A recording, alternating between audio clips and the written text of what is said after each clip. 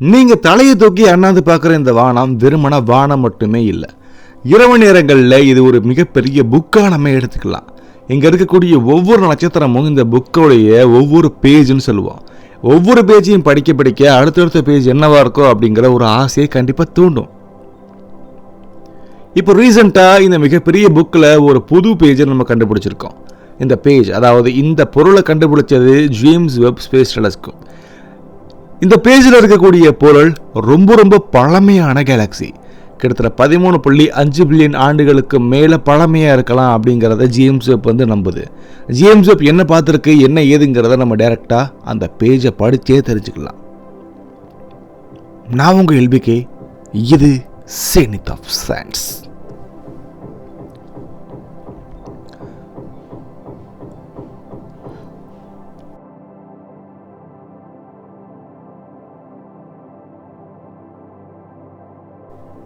ரொம்ப இருண்ட வானத்தில் ஒரு ஒளி நமக்கு கொஞ்சம் வினோதமாக தெரியுது. ஆனால் அது ரொம்ப மங்களாக தெரியல. இது நம்ம பிரபஞ்சத்துடைய நடுவில் இருந்து பார்க்குற மாதிரி நீங்கள் நினச்சிக்கோங்க. அதுக்கேற்ற மாதிரி நம்ம எங்கே இருக்கோம் அப்படிங்கிற ஒரு சரியான டெஸ்டினேஷனை இப்போ நமக்கு இன்னும் எடுக்கவே இல்லை. இதை பார்க்குறதுக்கு நம்ம கிட்டத்தட்ட 13.5 பில்லியன் ஆண்டுகளுக்கு மேலே பயணம் பண்ணணும். அதாவது பிரபஞ்சம் பிறந்து 290 மில்லியன் ஆண்டுகளுக்குள்ளேயே இப்போ நம்ம பார்க்குற இந்த ஒரு குறிப்பிட்ட பொருள் உருவாயிருக்கு. இது நம்மளுடைய ஜேம்ஸ் வெப் ஸ்பேஸ் டெலஸ்கோப் கண்டுபிடிச்ச ஒரு வினோத பொருள் மாம் Z14. இதுவரைக்கும் கண்டுபிடிக்கப்பட்ட ரொம்ப ரொம்ப தொலைவில் இருக்கக்கூடிய கேலக்ஸி. மாம் Z14 அப்படின்றது ஒரு கேலக்ஸி கேண்டிடேட்.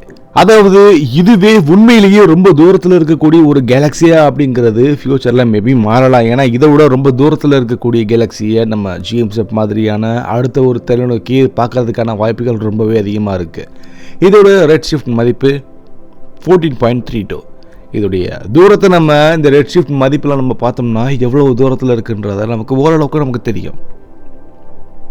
ஸோ இதன் அடிப்படையில் இது 13.5 பில்லியன் ஆண்டுகளுக்கு முன்னாடி இருக்கக்கூடிய ஒளியை நம்ம பார்க்குறோன்றதை சுட்டி காட்டுது. இந்த டிஸ்கவரி JWST நிர்காம் அண்ட் நிர்ஸ்பெக் மாதிரியான பல இன்ஸ்ட்ருமெண்ட் கொடுத்த தரவை வச்சு தான் நம்ம JDIS அப்படின்ற ப்ராஜெக்ட் வழியாக நம்ம தெரிஞ்சுக்கிட்டோம். JDIS அப்படின்றது JWST advanced deep extra galactic survey. இந்த சர்வே மூலியமாக தான் ரொம்ப தூரத்தில் இருக்கக்கூடிய ஒரு கேலக்ஸியை இப்போ நம்ம நோட் பண்ணியிருக்கோம். JWST இன்ஃப்ராரெட்டில் பார்க்கக்கூடிய ஒரு டெலஸ்கோப். யூனிவர்ஸ் ரொம்ப வேகமாக விரிவடையுது. அதோடைய ஒளி கண்டிப்பாக ரெட் ஷிஃப்டாக மாறும், இன்ஃப்ராரெட்டாக மாறும். இந்த ஒளியை பிடிக்கவே நம்மளால் இவ்வளோ திறமையான ஒரு மிகப்பெரிய டெலஸ்கோப்பை உருவாக்கப்பட்டிருக்கு. மாம் Z14 ஒரு இன்ஃப்ராரெட் பிளாப் மாதிரி தான்.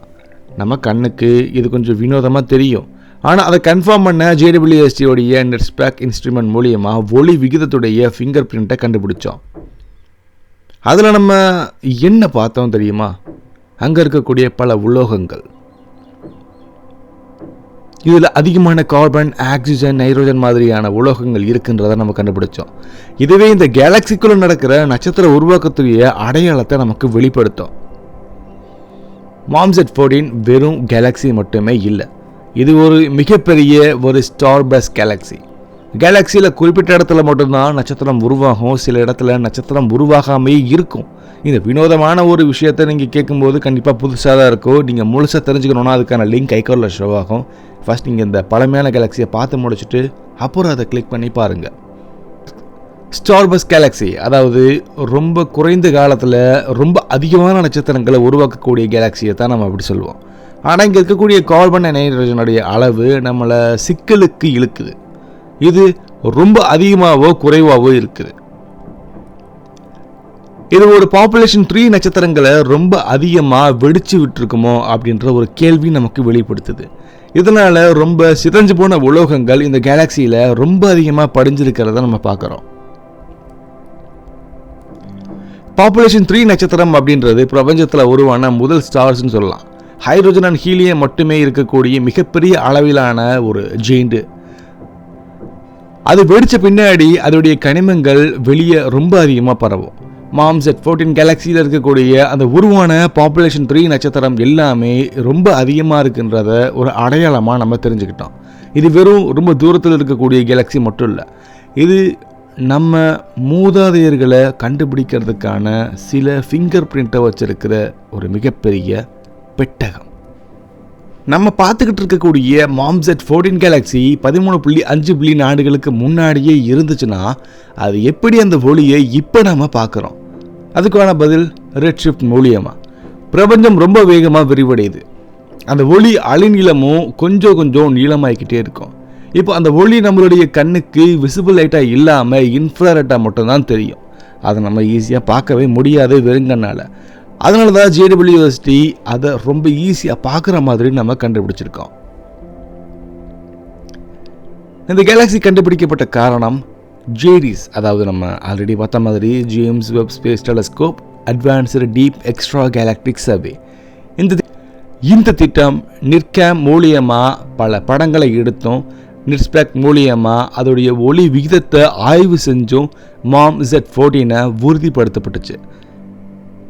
இந்த ஒரு ஒளித்துளி ஃபிங்கர் பிரிண்ட் அந்த கேலக்ஸியை 290 மில்லியன் ஆண்டுகளுக்கு முன்னாடியே உருவாயிருக்கு அப்படிங்கிறத உறுதிப்படுத்தியிருக்கு. இப்போ நம்ம பார்க்குறது வெறுமன ஒளி மட்டும் இல்லை, இது ஒரு மெட்டல் என்ரிச்மெண்ட். ரொம்ப அதிகமான மெட்டல் இருக்கிறதுக்கான எவிடன்ஸை இப்போ நம்ம பார்க்குறோம்.